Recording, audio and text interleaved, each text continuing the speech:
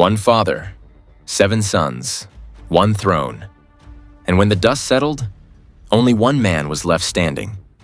This is not a TV show. This is real history. So let's start from the beginning, because to understand what Murad did and why he did it, you first need to understand the family he came from. And trust me, this family, it's unlike anything you've ever seen. Today we're going to walk through it together, starting right here at the very top. This guy, Ertugrul Gazi, this is where everything begins. He's the grandfather of our main man today, and he led a small Turkish tribe called the 𝐇𝐢𝐬𝐭𝐨𝐫𝐢𝐜 tribe somewhere in the hills of Anatolia. He dies around 1280, and he passes everything down to his son. His son? Osman Gazi. And if that name sounds familiar, it should. The word Ottoman literally comes from Osman. This man took that small tribal outfit his father left him and turned it into a real state. He declared himself ruler in 1299, started conquering Byzantine towns, built a government, made laws.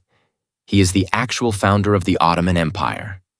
Now Osman had 2 wives, Malhun Hatun and Bala Hatun, and from them came many children. But the one who matters most for our story today? His son Orhan. Right here. Orhan Gazi. This is our main character.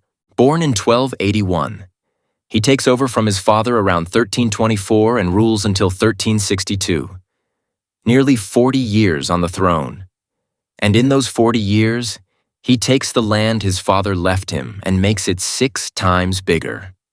6 times. He's the first Ottoman ruler to officially call himself Sultan. The famous Arab traveler Ibn Battuta visits him and says, "This man is the greatest of all the Turkmen rulers." High praise from someone who traveled the entire known world. Now look at all these women along this row. These are Orhan's 7 wives and consorts. 7. And every single marriage was strategic. You've got Nilüfer Hatun. She was actually a Byzantine noblewoman called Holofira. Orhan married her. She converted to Islam, changed her name, and became one of the most respected women in early Ottoman history. She built mosques, a bridge, a lodge, and she lived long enough to see her own son become sultan. She's considered the first Valide Hatun, the queen mother of the dynasty. Then there's Asborsa Hatun, a Byzantine princess, whose marriage deed from 1323 is literally the oldest Ottoman document that still exists today.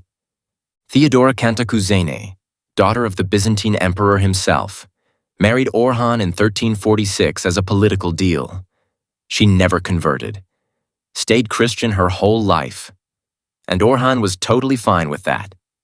And then there's Theodora Uroš, a Serbian princess who married him around 1351 when Orhan was nearly 70 years old. 70. The man was still making political alliances in his 70s. This is where it gets really interesting. Come down here. These are the 7 sons of Orhan Gazi, and every single one of them has a completely different story. Starting from the left, Qasim Bey. His mother was Nilüfer Hatun, the famous converted Byzantine noblewoman. He died in 1346, quietly, naturally, during his own father's lifetime. Natural causes. Buried in Bursa. Another son, Orhan, had to bury himself. Gone before the real fight even started. Right next to him, and this one is gold, literally, Murad I. Also the son of Nilüfer Hatun. Same mother as Qasim. He watches every brother fall, one by one, and he is still standing. The survivor. The one who changes everything. Remember this name. Moving along, Süleyman Pasha. His mother was Efendize Hatun, Orhan's own cousin. And this son is the star of the whole chart. Military genius. Became vizier. In 1354, he takes 10,000 soldiers and crosses into Europe, the very first permanent Ottoman crossing into Rumelia. He never comes back. Not because he was defeated, because he chose to stay and keep conquering. Everyone assumed he would be the next sultan. Then a hunting accident. Falls from his horse in 1357. Just like that, he's gone. Orhan was completely broken. Historians say he mentally collapsed after losing Suleiman.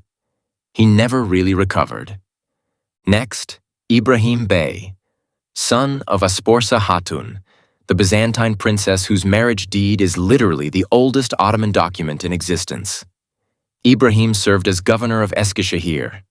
Solid administrator, did his job, kept his head down. But when the throne opened up, none of that mattered. We'll come back to him. Then, Sherefullah Bey, also the son of Asporsa Hatun, same mother as Ibrahim. He's mentioned in a few foundation documents and then just disappears from history. No record of how he died or where he went. Fate completely unknown. The mystery son. And next, Halil Bey. His mother was Theodora Cantacuzina, daughter of the Byzantine emperor himself. His story is honestly the wildest. As a young child, he was kidnapped by Genoese pirates, snatched right off the coast of Izmir. Orhan had to arrange a ransom through the Byzantine emperor just to get his own son back. He came home safe, but his own brother ordered his execution. And on the far right, Sultan Bey. His mother was Melek Hatun, one of Orhan's lesser-known consorts. He's the first son named in any official Ottoman document, a deed from 1324. But that's basically all we know. He died quietly before 1348 during his own father's lifetime. First born, first forgotten. But that safety? It was temporary. Same father, different mothers, completely different fates. So here's what happens when Orhan dies in 1362. He's 79 years old. His best son Suleiman is already dead. His other sons, some died naturally, some are still alive. And now there's a throne up for grabs. Murad I steps forward. He's the son of Nilüfer Hatun, the converted Byzantine noblewoman. He's experienced. He's been fighting in Rumelia. He knows the military. He knows the politics. He is ready. And the moment he takes the throne, he moves fast. Ibrahim Bey, executed. Halil Bey, executed. Both half-brothers gone in the same year. 1362. Now, before you judge that as pure cruelty, this was actually an established practice in the early Ottoman world. The idea was simple and brutal. One throne, one ruler, no rivals. Leave your brothers alive and you leave the door open for civil war, for rebellion, for the empire to split apart. Murad didn't enjoy it, but he did it. And it worked. So when you look at this whole family tree and ask, what happened to all 7 sons of Orhan Gazi? 2 died naturally before anyone even fought for the throne. 1 died in a horse riding accident and never got his chance. 2 were executed by their own brother the moment he became sultan. 1 disappeared from history entirely. And 1, just 1, became sultan, expanded the empire into Europe, and kept this dynasty alive for another 5.5 centuries. That one was Murad I. And the Ottoman Empire he inherited from his father Orhan? It would go on to produce 36 more sultans, conquer Constantinople, and rule for over 600 years. All of that started right here, with Ertugrul's small tribe, Osman's vision, and Orhan's 40 years of patient, brilliant expansion.